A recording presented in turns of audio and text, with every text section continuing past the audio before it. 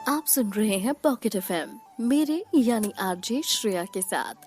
Chapter 30 Aarav की माँ कहलाने के लायक ही नहीं। मुझे नहीं लगता कि आरव तुम्हें कभी अपनी माँ के रूप में एक्सेप्ट भी करेगा, और मुझसे तो ये सेल्फ रिस्पेक्ट और प्राइड की बात करना मत। मुझे सिर्फ इतना पता है कि तुम्हें इन पैसों की बहुत ज़रूरत है, तो इन्हें चुपचाप रख लो। और हाँ, ये लास्ट टाइम है जब मैं और आदित्य तुमसे मिलने आए हैं। तुम इन पैसों के अलावा और कुछ भी डिजर्व नहीं करती तान्या। और हाँ, जल्द ही मैं और आदित्य शादी भी करने वाले हैं, तो तुम चिंता मत करना। मैं तुम्हारे बेटे का तुमसे ज्यादा अच्छे से ख्याल रखूंगी। इतना कहकर अनु वहां से जाने लगी। वो पलटी ही थी, उतने में तान्या ने उसे पीछे से आवाज लगाकर रोका और कहा, रुको। अनु को इस बात का तो इंतजार था कि कब तान्या उस पर भड़के। वो यही सब करने पहुंची थी तान्या के पास। अनु पलटी और उसने कहा, क्यों, मैंने कुछ गलत कहा? तान्या ने उसका क्रेडिट कार्ड उसके पैरों में फेंका और उसे कहा, अपना कचरा उठाओ और निकलो यहां से।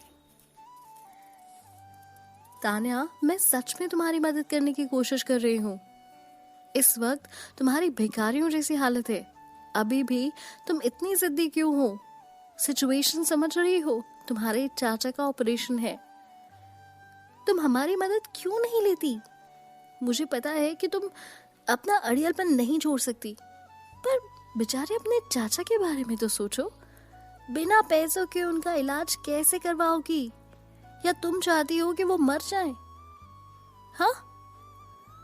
अनु ने जानबूझकर ये कहा ताकि वो तान्या को और भी ज्यादा उकसा सके। तान्या उससे कुछ कहे और बात बढ़े।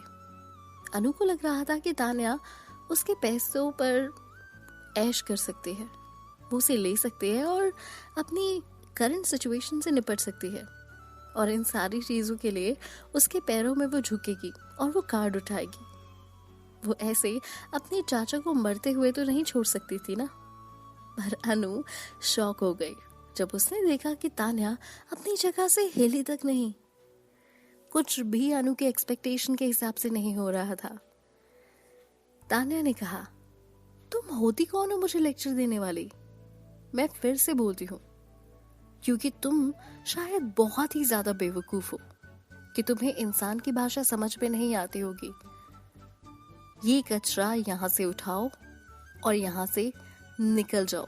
तुम हॉस्पिटल गंदा कर रही हो। आ रही है बात समझ में?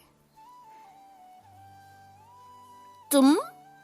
अनु गुस्से में चिल्लाई। तान्या, उन हाथों को मत रोको जो तुम्हारी मदद करना चाहते हैं। तुम्हें क्या लगता है मैं तुम्हारी मदद करना चाहती हूँ? बिल्कुल नहीं। मैं ऐसा सिर्फ इसलिए कर रही हूँ क्योंकि तुम आदित्य की एक्स वाइफ और आरव की माँ हो, तो अपने आप को ज्यादा इंपॉर्टेंस मत दो। एक बार फिर से अनु ने उसे समझाने की कोशिश की। अनु को बहुत गुस्सा आ रहा था, लेकिन समहाउ उसने अपना गुस्सा कंट्रोल किया और वो ड्रामा कंटिन्यू रखा जो आदित्य के सामने उसे एक अच्छा इंप्रेशन दे सकता था। आप लोग यहाँ तमाशा मत करिए, ये हॉस्पिटल है। अचानक राजेश के डॉक्टर ने आकर उन्हें डांटा। ये तमाशा बहुत देर से चल रहा था। फाइनली उन्हें बीच में आना ही पड़ा। उनकी आवाज सुनकर अनु मुड़ी और डॉक्टर को एक स्माइल देते हुए कहा, डॉक्टर खन्ना, आप यहाँ? काफी टाइम से आपको देखा नहीं, कैसे हैं आप? डॉक्टर भी स्माइल देकर उनसे कहते हैं, ओ मिस अनु, आप यहाँ कैसे? आपकी फैमिली में सब ठीक तो है ना? डॉक्टर से बात करने से पहले अनु ने बहुत गंदी तरह से घूरा था तान्या को और फिर डॉक्टर से बात करने लगी। उसने कहा, अरे नहीं, मैं तो यहाँ तान्या के लिए आई थी। ये मेरी पुरानी दोस्त है। आप कैसे हैं इसके चाचा? डॉक्टर खन्ना को लगा कि शायद सच में वो दोनों दोस्त थे, इसलिए उन्होंने उसे बताया, पेशेंट की कंडीशन बहुत खराब है, उन्हें किडनी ट्रांसप्लांट की जरूरत है, नहीं तो उनकी हालत और खराब हो जाएगी। ओह माय गॉड, मुझे नहीं पता था कि उनकी हालत इतनी खराब है कि उन्हें ट्रांसप्लांट की जरूरत पड़ेगी। फिर तो ऑपरेशन बहुत एक्सपेंसिव होगा ना डॉक्टर? अनु ने झूठी चिंता दिखाते हुए ये सब कुछ कहा। डॉक्टर खन्ना ने उसे कहा, हाँ, ये बिल्कुल सस्ता नहीं है, हमें 5 लाख रुपए का खर्च इसमें बेयर करना होगा। अनु खुशी के मारे हंस रही थी और उसकी हंसी लीक हो रही थी।